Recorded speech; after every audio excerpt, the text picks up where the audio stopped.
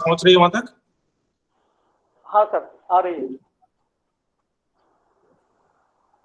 है सर, आवाज आ रही है। हाँ, बहुत बहुत धन्यवाद। आज के इस सीआरसी गोरखपुर के 26वें वेबिनार के आज के हमारे मुख्य वक्ता मेरे गुरु और शिक्षक रहे मेरे सम्माननीय doctor Yogendra Pandey ji, associate professor special education, BHU Varanasi. मैंने जब अपना प्रोफेशनल करियर शुरू किया दिल्ली में, तब से और अभी तक मुझे मेरे प्रोफेशनल करियर में हर जगह मार्गदर्शन देने वाले मेरे बड़े भाई की तरह doctor Sudeep Dwivedi ji, assistant professor, Durgabai Deshmukh college of special education, Delhi. आज के कार्यक्रम के coordinator Rajesh Yadav ji, rehabilitation officer, CRC Gorakhpur. आज के को coordinator Nagendra Pandey ji, special educator, CRC Gorakhpur. आज जितने भी पार्टिसिपेंट हमारे इस प्रोग्राम में जुड़े हुए हैं, जितने पेरेंट्स जुड़े हुए हैं, जितने ग्रास रूट लेवल पे काम करने वाले स्टेक होल्डर्स जुड़े हुए हैं, समाज सेवी संगठनों के कार्यकर्ता जुड़े हुए हैं, डिसेबिलिटी रिहेबिलिटेशन सेक्टर में काम कर रहे लोग, व्यवसायिक जुड़े हुए हैं, आप सभी का मैं अपने मंत्रालय, सामाजिक न्याय और अधिकारिता मंत्रालय और उसके विभाग, दिव्यांगजन सशक्तिकरण विभाग तथा अपने राष्ट्रीय संस्थान, राष्ट्रीय दृष्टि दिव्यांगजन सशक्तिकरण संस्थान देहरादून और अपने समेकित क्षेत्रीय केंद्र की तरफ से हार्दिक स्वागत करता हूं, अभिनंदन करता हूं। आप सभी लोगों को नमस्कार करता हूं। आज के दोनों सम्माननीय वक्ताओं, जिनका विशेष शिक्षा के क्षेत्र में काफी नाम है, उनकी ज्ञान की वजह से वो काफी प्रसिद्धि पर हैं और हम लोगों के जीवन में हमेशा प्रेरणा के स्रोत रहे हैं। आप लोगों को मैं बताना चाहूंगा कि सीआरसी गोरखपुर की स्थापना सितंबर 2018 में हुई और उसके बाद हमारे जितने भी ऑफिसर या स्टाफ सब लोगों ने जनवरी 2019 में ज्वाइन किया और उसके बाद जो हम लोगों ने काम शुरू किया है, ये विगत 1.5 वर्षों का जो कार्य है वो हम लोगों को इतनी ऊंचाई पे ले गया कि आज हम देश के सबसे मॉडल सीआरसीज हैं और कहीं भी देश में, चाहे मंत्रालय हो, चाहे राष्ट्रीय संस्थान हो या किसी भी पुनर्वास व्यवसायिक को पूरे देश में अगर रेफरेंस देना होता है कि सीआरसी और उसकी उत्कृष्टता का आकलन कैसे किया जाए, तो वो सीआरसी गोरखपुर का ही एग्जाम्पल देते हैं। और ये हम लोग इसलिए कर पाए क्योंकि रात दिन हमारे सभी स्टाफ मेंबर्स ने, हमारे सभी ऑफिसर्स ने, इररिस्पेक्टिव ऑफ ऑल ऑड्स और एस्टेब्लिशमेंट फेज में जो हम लोग हैं, उसके बावजूद सब लोगों ने एक अतुलनीय और सराहनीय कार्य किया है, प्रदर्शन किया है। पिछले 1.5 सालों में हम लोगों ने 200 से अधिक ऐसे कार्यक्रम किए हैं जिनकी पहुंच पूरे उत्तर प्रदेश में रही, खासकर पूर्वांचल के 30 जनपदों में। और इन कार्यक्रमों के माध्यम से हम लोग लाखों दिव्यांगजनों तक पहुंचे। इसके अलावा हम लोगों ने सैकड़ों ऐसे छोटे बड़े संस्थान रहे जिनके साथ कोलैबोरेशन किया। ऐसे 30 जनपदों के अलग अलग डिपार्टमेंट्स, नेशनल इंस्टीट्यूट्स के साथ, अलग अलग सीआरसीज के साथ हम लोगों ने कन्वर्जेंस किया और उसके एवज में हमें एक मॉडल सीआरसी स्टेब्लिश करने में मदद मिली। तो आज गोरखपुर और आसपास के जनपदों में सीआरसी एक ब्रांड के रूप में बनके उभरा है। उसमें हम लोगों के जो इनोवेटिव कार्य रहे हो रहा। दूसरा, जब कोविड पैंडेमिक आया तो हम लोगों के सामने भी एक चैलेंज था कि अब सर्विसेज कैसे सस्टेन करेंगे। और हमने जो अपने असेसमेंट में पाया कि इस कोविड की वजह से सबसे बड़े सफरर्स हमारे दिव्यांग बच्चे हैं और उनके माता पिता हैं या गार्डियंस। फिर हम लोगों ने इलेक्ट्रॉनिक मीडिया, प्रिंट मीडिया और सोशल मीडिया के थ्रू उनसे कोलैबोरेशन करके हम लोगों ने अपने जितने टेक्निकल स्टाफ हैं, जितने ऑफिसर हैं, सबके नंबर्स दूर दूर तक स्प्रेड किए और फिर जेनेरिक जो टॉपिक्स, जेनेरिक जो फैसिलिटी चाहिए एक पेरेंट को या बच्चे को उसके घर पे, चाहे वो थेरेपी हो, चाहे स्पेशल एजुकेशन हो, उनके वीडियो ट्यूटोरियल्स और रिसोर्सेज बना के डालना शुरू किया। उसके बाद फिर उनको ऑनलाइन सर्विसेज देना हम लोगों ने शुरू किया, जिसके परिणाम स्वरूप न केवल पूर्वी उत्तर प्रदेश की, उससे पूरे देश के दिव्यांगजन लाभान्वित हुए और हमारे पास पूरे देश से उसका फीडबैक आया और उसको बहुत बड़े पैमाने पर हमारे मंत्रालय ने उसे इंकरेज किया। जितने भी बड़े चैनल्स हैं इलेक्ट्रॉनिक मीडिया के, सबने इंकरेज किया और उत्तर प्रदेश शासन ने एक शासनादेश जारी किया कि सभी जनपद के दिव्यांगजन सशक्तिकरण अधिकारी, मुख्य विकास अधिकारी और जिला अधिकारी सीआरसी जो भी ट्यूटोरियल्स और ई रिसोर्सेज बना रहे हैं उसको सब लोग अपने सरकारी हैंडल से ट्वीट करें, फेसबुक से शेयर करें और अपने अपने लोकल जनपद में उसका प्रचार प्रसार करें। और सभी ने किया भी, लगभग 30 जनपद के जिला अधिकारियों ने ये किया, जिससे एक वाइडर पब्लिसिटी हुई और दिव्यांगजनों को उनके घर पे रह के ही जो सुविधाएं मिलनी चाहिए थी वो इस पैंडेमिक में मिल पाई। इस तरह के अनेकों बेस्ट प्रैक्टिसेस हैं जो हम लोगों ने पिछले 1.5 सालों में शुरुआत की है और करते जा रहे हैं।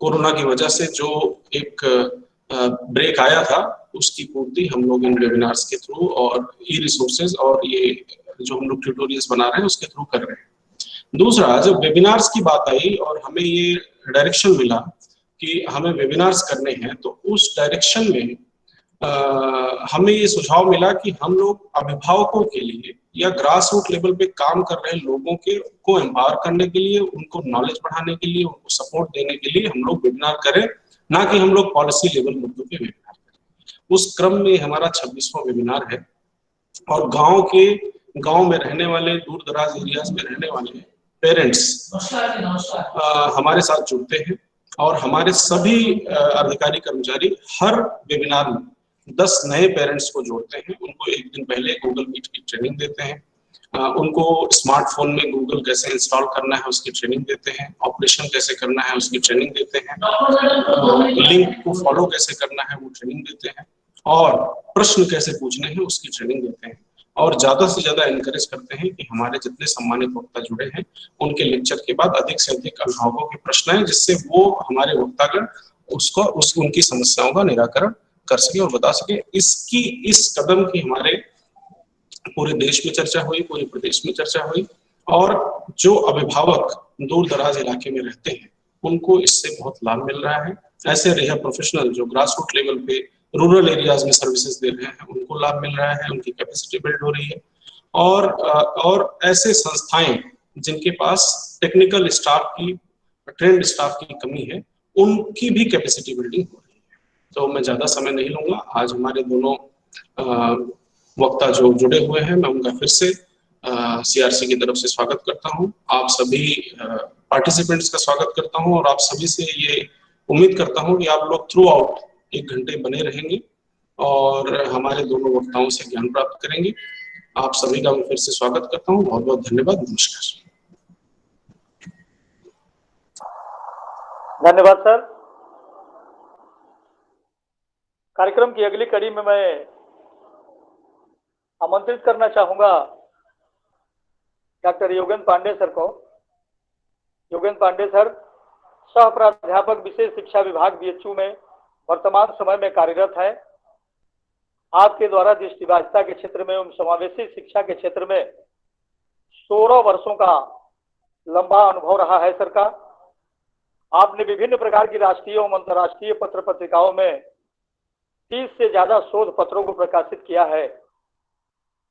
आपके द्वारा राष्ट्रीय मुक्त विश्वविद्यालय शिक्षण संस्थानों के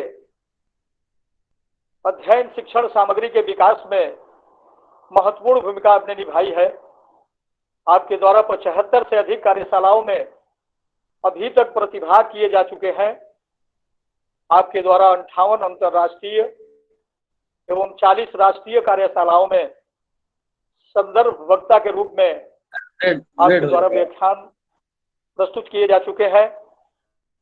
साथ ही आपने अभी तक 7 पीएचडी शोध छात्रों को उनके शोध कार्यों में सहयोग प्रदान किया है। आप दृष्टि दिव्यांगता के क्षेत्र में लंबा अनुभव रखते हैं। आपके द्वारा निश्चित ही जो आशीर्वचन प्रदान किए जाएंगे वो हमारे दिव्यांगजन साथियों के लिए, व्यवसायिकों के लिए, जो प्रोफेशनल्स जुड़े हुए हैं सभी के लिए एक प्रेरणा के रूप में काम करेगा, ऐसी उम्मीद है मुझे। मैं आमंत्रित करता हूं इस कार्यक्रम में डॉक्टर योगेंद्र पांडे सर को कि वो आए और अपने संबोधन से हमें अवगत कराएं। डॉक्टर योगेंद्र पांडे सर, मेरी आवाज पहुंच रही है सर? बिल्कुल आ रही है आवाज आपकी। Thank you sir. तो बहुत बहुत धन्यवाद नागेंद्र जी। समेकित क्षेत्रीय कौशल विकास पुनर्वास एवं दिव्यांगजन सशक्तिकरण केंद्र, जिसको शॉर्ट में हम लोग सीआरसी गोरखपुर के निदेशक श्री रमेश पांडे जी, इस कार्यक्रम में हमारे साथ सहयोगी वक्ता के रूप में डॉक्टर सुदीप दुबे जी, और इस कार्यक्रम के समन्वयक द्वय श्री राजेश यादव जी और श्री नागेंद्र पांडे जी, ये दोनों कार्यक्रम के समन्वयक हैं। और जो कि हमें जिस विषय पर बोलने के लिए कहा गया है, दृष्टि दिव्यांगता के प्रभार एवं सामान्य दृष्टि विकृतियां, इस संगोष्ठी पे हमें बातचीत करनी है। तो राजेश यादव जी और साथ ही साथ जो इस कार्यक्रम में जो अभिभावकगण हैं, प्रतिभागीगण हैं, सबको मैं नमस्कार करता हूं, सबका अभिवादन और सबका स्वागत। जैसा कि रमेश पांडे जी ने बड़ा संक्षेप में ही और सीआरसी के बारे में बहुत सारी चीजें बताई, निसंदेह हम लोगों को गर्व होता है और ऐसा अनुभूति होती है कि सितंबर 2018 में सीआरसी की घोषणा होती है और स्थापना होती है, और जनवरी 2019 से यह सीआरसी ऑफिशियल्स के साथ कार्य करना प्रारंभ करता है। और इतने अल्प समय में जिस ख्याति के लिए, जिस उपलब्धि के लिए सीआरसी गोरखपुर जाना जा रहा है, निस्संदेह इसमें जो युवा निदेशक हैं रमेश पांडे जी, उनका बहुत ही बड़ा योगदान है। मैं ऐसा आशा करता हूं, ऐसी मेरी शुभेच्छा है कि आप इसी प्रकार से, इसी उत्साह के साथ और इसी तरह से कर्मठता के साथ आप कार्य में लगे रहें। निस्संदेह उपलब्धियां आपके कदम चूमेंगी और मेरी ऐसी शुभेच्छा है कि आप इस फील्ड के लिए बहुत और आगे, बहुत ज्यादा हम लोगों के लिए और इस क्षेत्र के लिए, इस फील्ड के लिए, इस डिसेबिलिटी एरिया के लिए आप बहुत बड़े एक पुरोधा के रूप में साबित हो, ऐसी मेरी शुभकामनाएं हैं, ऐसी मेरी शुभेच्छा है। इस कार्यक्रम के समन्वयक तो है श्री नागेंद्र पांडे जी और श्री राजेश यादव जी।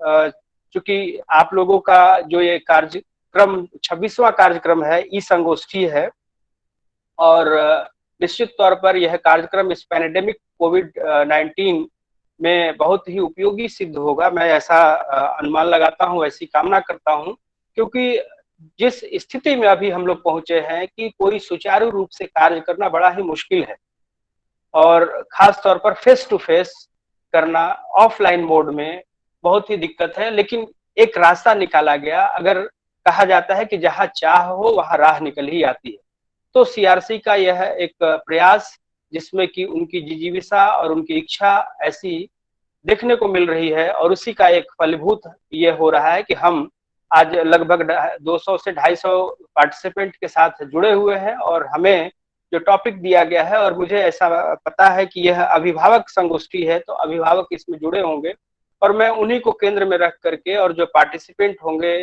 दूसरे, और तो मैं बहुत कुछ ऐसा नहीं बताने जा रहा हूं कि बहुत अलग तरह का है, लेकिन जो चीजें आप जानते होंगे उनको मैं दोबारा से एक तरह से रिफ्रेश करने की कोशिश करूंगा, उसको फिर से यादें ताजा करने की कोशिश करूंगा। और मेरा जो विषय दिया गया है, दृष्टि दिव्यांगता के प्रकार एवं सामान्य दृष्टि विकृतियां, विषयक अभिभावक संगोष्ठी पर हमें बोलने का अवसर हमें दिया गया है। मैं सबको इसके माध्यम से एक मैं पीपीटी भी आपके सामने प्रस्तुत करने की कोशिश करूंगा, और पीपीटी जब मैं प्रस्तुत करूं, तो मैं जब स्क्रीन शेयर करूं, तो मेरा यही आग्रह होगा आप लोगों से कि कृपया स्क्रीन को अपने टच न करें, जिससे कि जो प्रेजेंटेशन हो वो डिस्टर्ब हो जाए। तो प्रेजेंटेशन के साथ जो है, मैं चाहूंगा कि चूंकि कोशिश ये की जानी चाहिए कि एक्सेसिबिलिटी जो है जितना ज्यादा से ज्यादा हम लोगों के लिए दे सकें। चूंकि जैसा आप समझ रहे हैं, अगर दिव्यांगता के क्षेत्र में अगर आप सभी लोग काम कर रहे हैं, तो सभी को यह पता होगा कि दिव्यांग जनों की कुछ न कुछ सीमांकन होता है, कुछ न कुछ उनके लिए लिमिटेशंस होते हैं, और उस लिमिटेशंस को ध्यान में रखते हुए हमें कोशिश ये की जानी चाहिए कि अधिक से अधिक उनकी ज्ञानेंद्रियों का उपयोग किया जाए।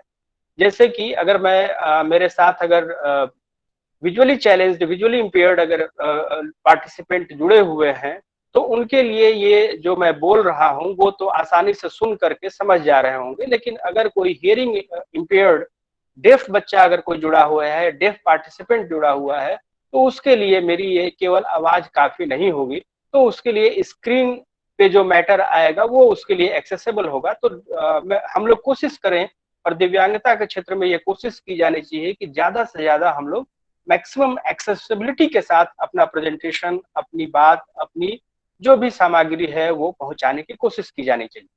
तो मैं आप लोगों के साथ स्क्रीन शेयर करूंगा और इस टॉपिक पे जो कि विजुअल इम्पेयरमेंट से रिलेटेड है, और मुझे जो बताया गया है कि दिव्यांगता में दृष्टि बाधिता या दिव्यांगता के ऊपर में दृष्टि दिव्यांगता क्या है और उसकी पहचान कैसे करेंगे और उनके लिए क्या शैक्षणिक कार्यक्रम होते हैं, इसके बारे में थोड़ा आपके साथ में अपने ज्ञान के अनुभव को साझा करूं। तो मैं स्क्रीन पे आपके साथ जो है स्क्रीन शेयर करना चाहूंगा। एक सेकंड।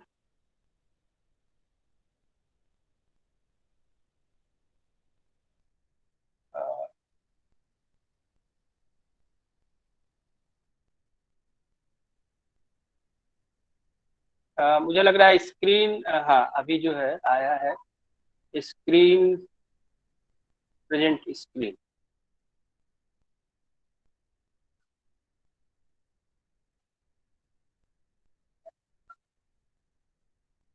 तो मुझे उम्मीद है कि आप लोगों तक मेरी स्क्रीन पहुंच रही होगी। यस सर, पहुंच रही है। पहुंच रही सर।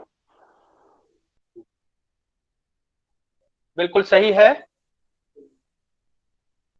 अगर कहीं व्यवधान आएगा तो नागेंद्र जी या राजेश जी प्लीज हमें जो है आप सूचित कर देंगे, जिससे कि इसी के माध्यम से तो मैं दोबारा से, अगर स्क्रीन किसी तरह से गड़बड़ होती है तो फिर से मैं दोबारा से उसको स्क्रीन प्रेजेंट कर। जी सर, जी सर, बिल्कुल। जैसा टॉपिक आप देख रहे हैं, visual impairment types, identification and educational programme.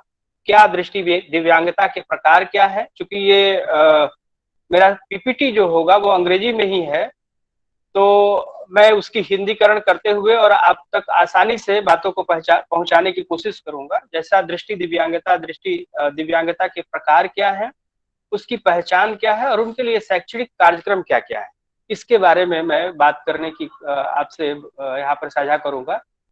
जिसमें हम लोग अगर कहें तो दृष्टि दिव्यांगता की जहां तक बात है, ये कुछ पद भी हैं जिसको कि हम लोग आए दिन इस्तेमाल करते हैं, जितने भी हम लोग दिव्यांगता के क्षेत्र में काम कर रहे हैं। इम्पेयरमेंट, जिसको हिंदी में क्षतिग्रस्तता कहते हैं, डिसेबिलिटी विकलांगता, हैंडीकैप को भी हम लोग विकलांगता या निःशक्तता के रूप में जानते हैं, चैलेंज्ड चुनौतियों वाला, डिफरेंटली एबल्ड एक दिव्य प्रकार की योग्यता, अलग प्रकार की योग्यता। अब हम लोग जो है जो टाइप्स ऑफ डिसेबिलिटी है, चूंकि इसके पहले जो हम लोग बात करते थे, जिस एक्ट के मुताबिक दिव्यांगता के प्रकार के बारे में बात करते थे, वो था निःशक्तजन अधिनियम 1995। 1995 वाला एक्ट जो है वो 2016 में 30 दिसंबर 2016 को रिप्लेस हो गया और उसकी जगह पर आ गया है rights of person with disability act 2016। तो इसके मुताबिक जो दिव्यांगता के जो प्रकार है, उस दिव्यांगता में अगर हम कहें तो कुल जो दिव्यांगता है वो कुल मिलाकर के 21 प्रकार की दिव्यांगता है। और उनमें अगर हम लोग देखें तो 21 प्रकार की दिव्यांगता में भी किस तरह से दिव्यांगता को हम परिभाषित करते हैं, तो दिव्यांगता उन्हीं को दिव्यांगजन कहेंगे या डिसेबल्ड पीपल कहेंगे जो कि 40% या उससे अधिक प्रकार की डिसेबिलिटी हो।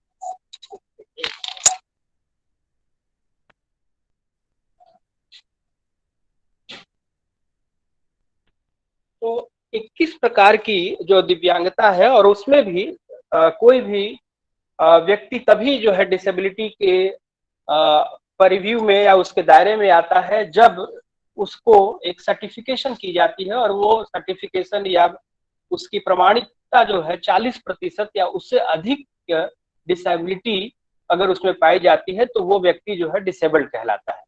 तो जैसा आप 21 प्रकार की जो विकलांगताएं आरपीडी एक्ट 2016 में दिया गया, निःशक्त जन अधिकार अधिनियम 2016 जो था है, उसमें 6 प्रकार से सारे दिव्यांगताओं को विभाजित किया गया है, वर्गीकृत किया गया है, जिसमें पहला है फिजिकल डिसेबिलिटी या शारीरिक प्रकार की निःशक्तता, इंटेलेक्चुअल डिसेबिलिटी जिसको कि हम लोग बुद्धि विकलांगता कह सकते हैं, मेंटल बिहेवियर और मानसिक व्यवहार, मल्टीपल डिसेबिलिटी बहु विकलांगता, और डिसेबिलिटी जो है किसी अन्य कारण से जो होती है, जिसमें कि बहुत प्रकार की दिव्यांगताओं को जोड़ा गया है, जैसे कि रक्त संबंधी समस्याओं से, शारीरिक में जैसे ड्वार्फिज्म वगैरह भी है, उनको भी हम ले सकते हैं, एसिड अटैक है, तो तमाम प्रकार की ऐसी निःशक्तताएं हैं। मैं उम्मीद कर रहा हूं कि मेरा स्क्रीन जो है शेयर हो रहा होगा, कोई डिस्टर्बेंस नहीं होगी। राजेश जी? कोई नहीं, ठीक है। तो मैं अब ये विकलांगताओं के प्रकार से आगे बढ़ता हूं। इसमें मैं, चूंकि आपसे मुझे जो शेयर करना है वो है शारीरिक दृष्टि बाधिता में, शारीरिक विकलांगता में जो हमारे पास जो मुख्य विकलांगताएं हैं, उसमें locomotor disability, visual impairment, hearing impairment, और साथ ही साथ जो है स्पीच एंड लैंग्वेज डिसेबिलिटी, ये मुख्य 4 प्रकार के आते हैं। और आपसे मुझे जो शेयर करना है, जो साझा करना है, वो विजुअल इंपेयरमेंट के बारे में, दृष्टि बाधिता के बारे में, दृष्टि दिव्यांगता के बारे में आपसे चर्चा करनी है। तो दृष्टि दिव्यांगता को हम लोग 2 भागों में, पीडब्ल्यूडी एक्ट 1995 के अनुरूप भी और आरपीडब्ल्यूडी एक्ट 2016 के मुताबिक भी इसको हम दृष्टि दिव्यांगता को 2 भागों में विभक्त करते हैं।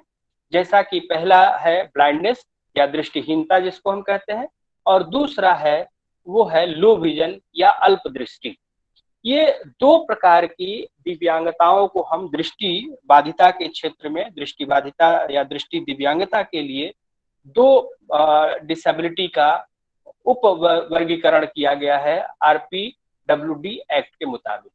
अब चूंकि दृष्टिहीनता और अल्प दृष्टि, ये 2 हमारे पास पद मिलते हैं, इन दोनों पदों को समझना जरूरी है। और उसके बाद फिर हम लोग ये देखें कि ये ब्लाइंडनेस जो है या दृष्टिहीनता जो है, वह किस प्रकार से हम अपने कक्षाओं में, अपने समुदाय में, या अभिभावकगण या कोई भी व्यक्ति किस प्रकार से दृष्टिहीनता को या अल्प दृष्टि वाले दृष्टि बाधित व्यक्तियों को या बालकों को, बालिकाओं को किस प्रकार से पहचान कर सकेंगे, इसके बारे में हम लोग आगे आते हैं। क्योंकि समय हमारे पास कम है, 20 मिनट का समय, इसलिए मैं थोड़ा सा जल्दी करने की कोशिश करूंगा। दृष्टि बाधिता, विजुअल इंपेयरमेंट, जिसको कि हम आरपीडब्ल्यूडी एक्ट के मुताबिक भी और पुराना वाला परिभाषा है उसको भी हम थोड़ा सा यहाँ जो है बातचीत करेंगे। ऐसा कोई व्यक्ति जो कि इन निम्न 3 प्रकार की किसी कोई एक भी अगर विसंगति से कोई व्यक्ति अगर उसमें पाया जाता है, तो वह व्यक्ति जो है दृष्टि बाधित या दृष्टि दिव्यांग कहा जाएगा। जैसे पहला, अगर उसके में ये पाया जाता है कि टोटल एब्सेंस ऑफ साइट, उसमें दृश्य का बिल्कुल सर्वथा अभाव हो, उसको किसी प्रकार की परसेप्शन ऑफ लाइट या देखने की, प्रकाश की कोई अनुभूति न हो, तो वह व्यक्ति जो है दृष्टि दिव्यांग कहलाएगा। दूसरी जो अवस्था है वो ये है कि दृष्टि तीक्ष्णता, जो अत्यधिक जो है दृष्टि तीक्ष्णता जो है वो 6/60 मीटर या 20/200 फीट से अधिक न हो, या वह उससे ज्यादा खराब हो, तो वह व्यक्ति दृष्टिहीन कहलाएगा। ये पीडब्ल्यूडी एक्ट के मुताबिक था। उसको थोड़ा सा यह बदला गया आरपीडब्ल्यूडी एक्ट। पहले ये कहा गया था कि किसी भी व्यक्ति में अगर दृष्टि तीक्ष्णता क्या है? दृष्टि तीक्ष्णता वह योग्यता है किसी व्यक्ति की जो दूरस्थ वस्तुओं को साफ तौर पर देख सके। कोई दूर चीज रखी हुई है, उस दूर रखी हुई चीज को, वस्तु को, व्यक्ति को जब कोई एक व्यक्ति देखने की कोशिश करता है और उसकी जो आंखें हैं, एक बेहतर आंख में जो भी चिकित्सकीय सहायता है, उन सारे संशोधनों के पश्चात अगर स्नेलन चार्ट में वह 6/60 मीटर या 20/200 से अधिक की उसकी आंखें ज्यादा खराब है, दृष्टि तीक्ष्णता ज्यादा है उसके पास, खराब है, तो वह जो है व्यक्ति दृष्टिहीन कहलाएगा। ये 1995 अधिनियम के अनुसार ऐसा था कि जो व्यक्ति 60 6/60 मीटर कहने का अर्थ यह है कि जो व्यक्ति सामान्य व्यक्ति है, अगर किसी वस्तु को दूर से 60 मीटर की दूरी से भी वह सही प्रकार से देख रहा है, लेकिन उसी चीज को कोई व्यक्ति जब 6 मीटर या उससे कम की दूरी पर आकर के देख रहा है, तो यह उसकी जो है दृष्टिहीनता के श्रेणी में उसकी विजन आएगी, उसकी दृष्टि आएगी। ये सारे संभव जो संशोधित जो उसका जो जितनी भी आंखें की जो कैपेसिटी है, चिकित्सकीय उपाय है, उसके पश्चात उसकी जो विजुअल एक्विटी है वो घट करके 6 मीटर या उससे कम या 20 फीट उससे कम हो जाती है, तो वह व्यक्ति दृष्टिहीन कहलाएगा। लेकिन यह जो है डेफिनेशन आरपीडब्ल्यूडी एक्ट में बदल गई। अब यह जो है कहा गया कि जो व्यक्ति 3 मीटर तक की दूरी तक जो है आकर के उसको या उससे नजदीक से जो है वह देख पाता है या उसकी जो नहीं देख पाता है, तो वो व्यक्ति विजुअल एक्विटी अगर उसकी खराब है तो वह व्यक्ति दृष्टि दिव्यांग कहलाएगा। अर्थात जो चीजें 6 मीटर तक जो चीजें थी विजुअल एक्विटी पीडब्ल्यूडी एक्ट 1995 में, वह अब 3 मीटर उसको खिसकाया गया। जो 20 फीट जो दूरी थी वह उसको 10 फीट तक की कर दी गई। तो ये जो है अंतर आरपीडब्ल्यूडी एक्ट में आया। अर्थात इससे क्या होगा कि जो 6 जब डॉक्टर्स जब देखते थे विजुअल इंपेयरमेंट को सर्टिफाई करने के लिए, तो जो संख्या एक तरह से कहा जाए कि 6/60 में जो मिलती थी, उससे अधिक संख्या जो है दृष्टि बाधितों की हमें मिल जाएगी या उनकी संख्या बढ़ेगी। लेकिन इस परिभाषा के अनुरूप जो है मानक जो है वो घटाए गए हैं और उसके अनुरूप जो है दृष्टि तीक्ष्णता 3/60 और 10/200 फीट के की दूरी से देखने वाला व्यक्ति जो है वो दृष्टिहीन कहलाएगा। ये दूसरी शर्त है दृष्टि दिव्यांगता की।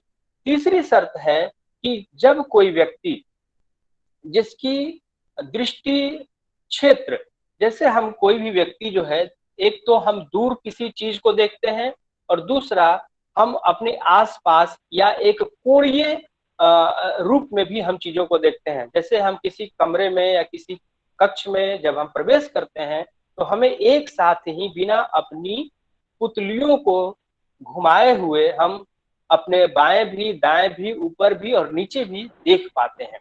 तो ये जो है हमारी दृष्टि क्षेत्र कहलाता है। और दृष्टि क्षेत्र जो है पहले 1995 में 20 डिग्री तक था, उससे कम वाले व्यक्ति को दृष्टिहीन कहा जाता था। लेकिन अब यह आरपीडब्ल्यूडी एक्ट में 10 डिग्री तक जो है उसको कहा गया कि कोई भी व्यक्ति जिसकी दृष्टि क्षेत्र जो है वह सिमट करके अगर 10 डिग्री तक हो जाता है तो उसे हम दृष्टि दिव्यांग जो है वो कहते हैं।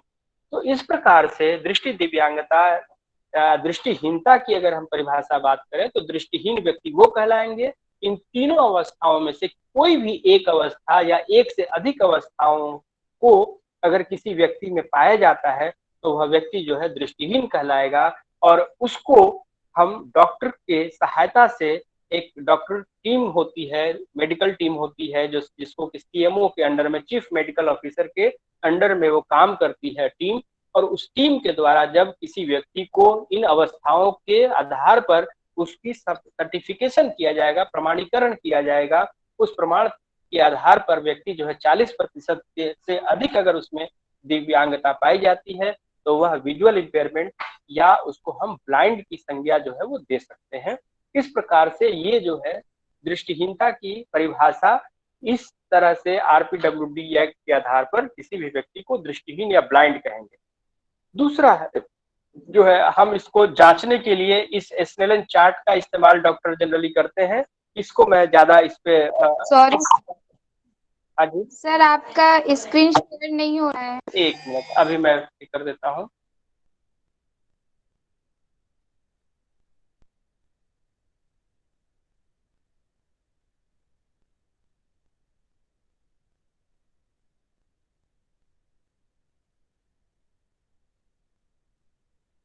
जी, यहाँ तक हम लोग थे पहले। तो ये दृष्टिहीनता की परिभाषा के आधार पर हम किसी व्यक्ति को दृष्टिहीन की उपाधि से या दृष्टिहीनता की संज्ञा से हम उसको देखते हैं। अब ये स्नेलन चार्ट है या ई चार्ट है जिसके माध्यम से हम जो जनरली जो है डॉक्टर्स भी, ऑप्थेल्मोलॉजिस्ट भी, जो आंखों के जो चिकित्सक होते हैं वो इसके आधार पर उनकी आंखों की जांच करते हैं। हम इसके बारे में ज्यादा विशेष नहीं बात करेंगे। ये दृष्टिहीनता के या दृष्टिबाधिता के कुछ प्रकार हैं जिसमें कि हम जिनको कि माइल्ड विजुअल इंपेयरमेंट कहते हैं, 6/18 से 3/60 मीटर।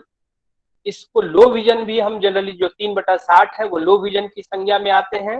वे व्यक्ति जिनकी दृष्टि तीक्ष्णता 3/60 के आसपास है उनको हम लो विजन आरपीडब्ल्यूडी एक्ट के मुताबिक। लेकिन पीडब्ल्यूडी एक्ट 1995 में कुछ अलग परिभाषा थी, उसमें वर्किंग बेसिस पर था वो। मॉडरेट वीआई 6/60 से 3/60, सीवियर विजुअल इंपेयरमेंट 3/60 टू 1/60, 3/60 से 1/60, और प्रोफाउंड जो है ऐसे व्यक्ति जिनको कि 1/60 के आसपास दृष्टि तीक्ष्णता हो, या जो बिल्कुल नेत्रहीन जो है या अब्सेंस ऑफ विजन हो, उनको हम प्रोफाउंड विजुअल इंपेयरमेंट। तो ये एक मोटे तौर पर जो है 4 प्रकार के हम इसमें डिवाइड करते हैं। बाकी और भी अलग अलग कैटेगरी जो है वो दिया गया है। तो अब मैं जो है, चूंकि आइडेंटिफिकेशन या पहचान के बारे में हमें बातचीत करनी थी कि दृष्टि दिव्यांगों को कैसे हम लोग पहचानेंगे, जिसके आधार पर हम कक्षा में या कक्षा के बाहर माँ बाप के साथ रह रहे बच्चों के साथ, या तो ये जो है एक तरह से हम किसी भी दृष्टि बाधिता को पहचानने के लिए हम 3 ये शब्द का इस्तेमाल करते हैं, जिसको कि हम लोग अंग्रेजी के अल्फाबेट ABC, अपीयरेंस, बिहेवियर और कंप्लेंट, इसको हम सभी लोग जो भी दृष्टिबाधिता के क्षेत्र से या दिव्यांगता के क्षेत्र से जुड़े हुए हैं वो सभी जानते हैं कि इसका क्या मतलब होता है। मैं थोड़ा सा इसको और विस्तार से बताना चाहूंगा। अपीयरेंस, देखने की बनावट, आंखों की बनावट क्या है। आंखों को देख करके भी बहुत कुछ अंदाजा लगाया जा सकता है कि इस व्यक्ति में या इस बच्चे में या इस बालक में, इस विद्यार्थी में कोई ना कोई दृष्टि दोष है या दृष्टि से संबंधित समस्या है। तो आंखों की बनावट को देख करके, आंखों की संरचना को देख करके, आंखों की आकृति को देख करके बहुत हद तक पता लगाया जा सकता है। मुझे उम्मीद है कि मेरा स्क्रीन प्रेजेंट हो रहा है। जी सर, प्रेजेंट हो रहा है। जी सर, ठीक है। तो दूसरा जो है बिहेवियर है। बिहेवियर का मतलब ये है कि हम जिस भी व्यक्ति को या जिस भी विद्यार्थी को, जिस भी बच्चे को देखने में समस्या होगी, देखने से संबंधित कोई दिक्कतें आएंगी, कोई परेशानी आएगी, तो उसके व्यवहार में परिवर्तन आता है, उसका व्यवहार जो है वो बदल जाता है। आप अगर हाथ बढ़ाते हैं हाथ मिलाने के लिए, तो वह बिना बिल्कुल भाव विहीन होकर के, भाव शून्य होकर के आपकी तरफ देख रहा है, क्योंकि उसको आपकी आंखों को वो नहीं, आपकी हाथों को वो नहीं देख पा रहा है अपनी आंखों से। तो ये एक प्रकार की व्यवहारात्मक जो है कुछ ना कुछ अलग प्रकार की चीजें देखने को मिलती हैं ऐसे लोगों में। तो व्यवहार के आधार पर भी हम जो है किसी के बारे में हम गेस कर सकते हैं, अनुमान लगा सकते हैं कि यह व्यक्ति जो है दृष्टि दिव्यांग हो सकता है, इसमें दृष्टि से संबंधित कोई परेशानी है। और तीसरा है कंप्लेंट। कंप्लेंट का मतलब शिकायत। अगर कोई दृष्टि से संबंधित समस्याओं से जूझ रहा है, परेशानी से उसके पास है, तो वह अलग अलग प्रकार के कंप्लेन करेगा, शिकायत करेगा। और वो शिकायतों को जो है हमें समझने की जरूरत है कि जिसके आधार पर हम कह सकते हैं कि उस व्यक्ति को या उस बालक को दृष्टि से संबंधित कोई दोष है।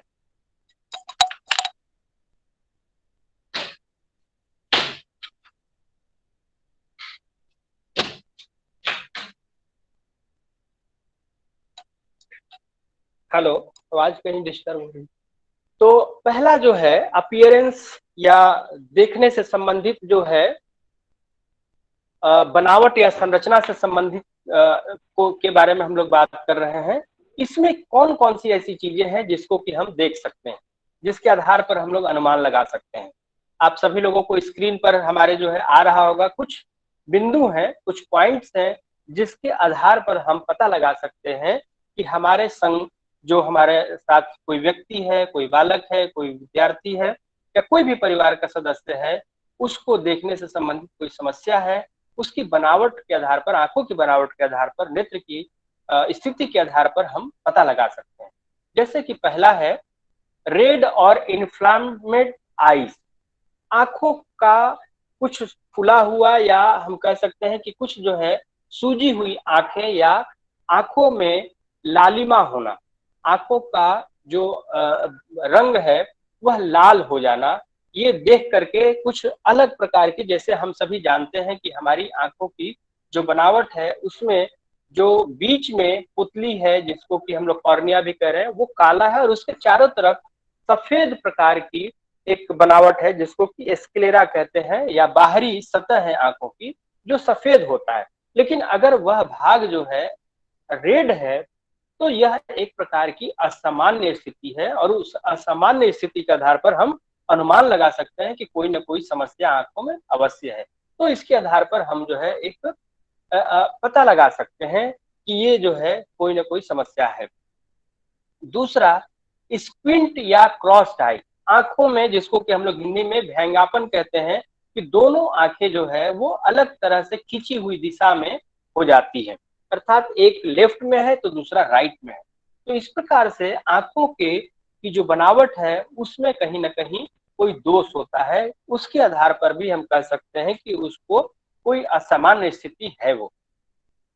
तीसरा है कॉर्निया में, या जो हमारा जो काला भाग, काले वाला जो भाग है कॉर्निया है, उसमें कहीं ना कहीं सफेद जो है एक दाग होता है, व्हाइट स्पॉट ऑन कॉर्निया। तो इस कॉर्निया में जो सफेद दाग होती है उसके आधार पर भी कोई ना कोई एक असामान्यता की स्थिति जो है वो बनती है। जंपी आई मूवमेंट, जिसको कि हम कहते हैं कि आंखों को बहुत तेज जो है वो चलना, बहुत जो है लेफ्ट राइट या ऊपर नीचे या इस तरह से आंखों की जो आई बॉल है वो बहुत रैपिडली जो है मूव करती है, बहुत उसमें गति हो जाती है, वह भी एक प्रकार की असामान्य स्थिति। और पांचवा है वाटरी आइज, आंखों में लगातार पानी निकलना, आंखों से लगातार पानी निकलना, ये भी एक प्रकार की देख करके ही पता लगाया जा सकता है कि आंखें जो है वो कुछ न कुछ असामान्य स्थिति में है। और इसके बाद जो है वो आई डिफॉर्मिटी है, जिसको कि हम कह सकते हैं कि एक किसी भी प्रकार की विरूपता, किसी भी प्रकार की एबनॉर्मलिटी जो आंखों के सामान्य लोगों की जो आंखें होती हैं उससे अलग प्रकार की उसमें एक डिफॉर्मिटी या कोई दोष जो है वो नजर आता है।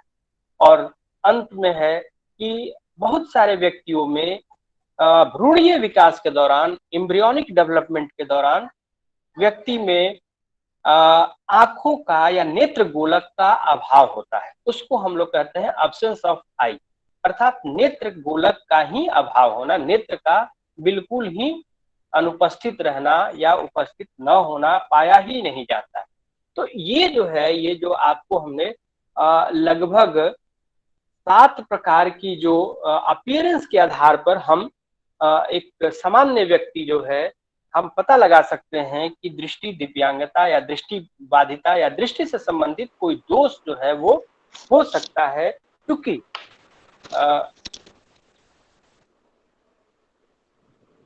सबको मेरी स्क्रीन शेयर हो रहा है? हो रहा है जी सर, जी सर। ठीक ठीक। तो इसके आधार पर जो है हम चूंकि जैसे ये चूंकि अभिभावक गोष्ठी है और हम लोग डॉक्टर्स नहीं है, चिकित्सक नहीं है, इसलिए जो है हम इन सामान्य लक्षणों के आधार पर हम पहचान कर सकते हैं कि किसी में कितना दृष्टि दोष हो सकता है या दृष्टि दोष की एक संभावना है, और इसके आधार पर हम डॉक्टर्स को रेफर कर सकते हैं। दूसरा जो है वो है बिहेवियर या हमारा व्यवहार। इस व्यवहार के द्वारा हम पता लगा सकते हैं कि किसमें किस तरह की दृष्टि संबंधित कोई परेशानी है। जैसे कि है tendency to use one eye more than other, जैसे बहुत बार जो है कोई व्यक्ति अपनी एक ही आंख का प्रयोग बार बार करता है, अर्थात जब देख रहा होता है तो वह जो है उसको देखने में समस्या आ रही है और वो एक आंख को बंद करके दूसरे आंख से केवल देखने का प्रयास करता है, मतलब बाएं दाएं वाले दोनों आंखों को बराबर बराबर जो है वो हमेशा जो है बंद करने की कोशिश कर रहा है। इस प्रकार से या एक ही आंख का वो उपयोग ज्यादा कर रहा है, ऐसी देखने में एक प्रवृत्ति जो है वो देखने में आती है। Difficulty in reading A small print, छोटे अक्षरों को देखने में बहुत ही दिक्कत होता है, ऐसी कठिनाई का महसूस करना, जैसे कि छोटे अक्षरों को देखते वक्त जो है हम जैसे लोग जैसे जो 40 से ऊपर हैं या जो उसके होते हैं, जनरली जो है एक नॉर्मल प्रोसेस है कि आंखों की जो क्लियरी मसल्स है वह कमजोर होने लगती है और देखने में परेशानी आनी होती है छोटे अक्षरों को देखने में। तो हम पेपर पढ़ रहे हैं या कोई चीजें रीडिंग मटेरियल पढ़ रहे हैं तो हम अपनी हाथों को जो जहाँ सामग्री हम लिए हैं उसको पीछे की तरफ ले जाते हैं, जिससे कि हमको जो है छोटे अक्षर भी दिखाई दे। तो इस प्रकार से नजदीक लाने की कोशिश करें। तो ये एक प्रकार की जो है कठिनाई के बारे में जिक्र करना। अपने सिर को जो है झुका करके रखना, ये भी एक प्रकार का व्यवहार जो है वो विचित्र व्यवहार है, अलग प्रकार का व्यवहार है। अपनी आंखों को जो है बहुत तेजी से रगड़ना, आंखों को जो है मलना, ये भी एक प्रकार का बिहेवियर है। और हम जो है कह सकते हैं कि जो ब्लैक बोर्ड पर चीजें लिखी गई हैं या ब्लैक बोर्ड पर चीजों को जो चीजें दिखाई जा रही हैं उसको सही तरीके से वह नहीं लिख पाना या उसकी बातों को नहीं समझ पाना। आंखों की पलक को जो है बार बार झपकाना, ये भी एक प्रकार का बिहेवियर है। इसके अलावा कम रोशनी में किसी भी चीजों को पढ़ने में उसको कठिनाई महसूस होना। आई और हैंड, हाथ और आंख में सही प्रकार से कोऑर्डिनेशन नहीं होना। जैसे कि हमने आपको एक उदाहरण दिया था कि कोई भी व्यक्ति अगर आपकी तरफ आ रहा है और आप उसको देख करके नमस्कार करते हैं और अपनी हाथों को आगे बढ़ा करके हाथ हैंडशेक करना चाहते हैं, लेकिन वह व्यक्ति जो है वो हो सकता है कि आपको देख ले लेकिन आपकी हाथों को वो नहीं देख पाए, या और भी इस प्रकार के बहुत तरह के क्लमजी सिचुएशंस आते हैं। एक अलग तरह का जो है विचित्र तरह का जो है सिचुएशन आ सकता है। तो पुअर हैंड कोऑर्डिनेशन भी होता है, जिससे कि वह जो है सही तरीके से हाथ को, जैसे कोई बॉल अगर जो है आप ऊपर से लेकर के नीचे रोल कर देते हैं, नीचे छोड़ देते हैं, तो वह बॉल जो है घूमते हुए आगे बढ़ता है, तो उसको उसकी पाथ को या उसको सही तरीके से फॉलो नहीं कर पाना। तो ये भी एक तरह से आई हैंड कोऑर्डिनेशन है। Missing information while reading and writing, लिखते और पढ़ते वक्त जो है उसको बहुत सारी सूचनाओं को उसका छूट जाना। हैंड फ्लिकरिंग भी है, हाथ का बार बार जो है वो एक तरह से वो करना, रगड़ना। Keeping book too close to eye, आंखों को के पास बिल्कुल करीब ले जाकर के किताब को ले जाना ताकि उसको दिखाई दे, नजदीक एकदम आंखों के समीप ले जाकर के करना। क्लमजी मूवमेंट्स, चलते वक्त जो है बार बार जो है वो अपने चलते वक्त जो है अजीब तरह का व्यवहार करना, जैसे लगे कि उससे जो है वो गिर सकता है, जैसे कि बम्पिंग इनटू थिंग्स, किसी चीज से ठोकर लग जाना, दरवाजे पर ठोकर लग जाना। तो इस प्रकार से जो है गति करते वक्त जो है उसकी अलग अलग तरह की समस्याएं देखने में आती हैं, जो एक व्यवहार के रूप में हम परिलक्षित होता है और उसको देख करके हम अनुमान लगा सकते हैं कि यह व्यक्ति जो है दृष्टि संबंधित पीड़ी हो सकता है। और तीसरा है कंप्लेन या शिकायत, जिसमें कि हम जो है सिरदर्द। जी जी नागेंद्र जी, समय पूरा हो गया है। जी जी, अच्छा, thank you sir, thank you. ठीक ठीक, चलिए जो है मैं इसी के साथ, इतने के साथ जो है समापन करता हूँ। बहुत बहुत आप सभी लोगों का धन्यवाद। Thank you sir, thank you sir. कार्यक्रम की अगली कड़ी में मैं आमंत्रित करना चाहता हूं सुदीप कुमार दुबे सर को, जो सहायक प्राध्यापक विशेष शिक्षा के पद पर Durgabai Deshmukh college of special education में कार्यरत है। आपने पीएचडी की उपाधि जामिया मिलिया इस्लामिया विश्वविद्यालय से 2011 में प्राप्त की है। आपके द्वारा NIPBD में प्रधानाचार्य के पद पर कार्य करने का सुदीर्घ अनुभव रहा है। आपके द्वारा अभी तक 12 पाठ्य पुस्तकों का लेखन कार्य भी सुगमता पूर्वक किया जा चुका है। आपके सुदीर्घ अनुभव का लाभ आज हमारे पूर्वांचल की धरती से जुड़े दिव्यांगजन अभिभावक तथा व्यवसायिकों को मिलने की घड़ी आ गई है। मैं आमंत्रित करता हूं डॉक्टर सुदीप कुमार दुबे सर। मेरी आवाज सर मिल रही है आपको? हाँ, आपकी आवाज आ रही है। और सर मेरी आवाज आ रही है आपके पास? हाँ, मिल रही है सर। अच्छा, तो नमस्कार सभी को।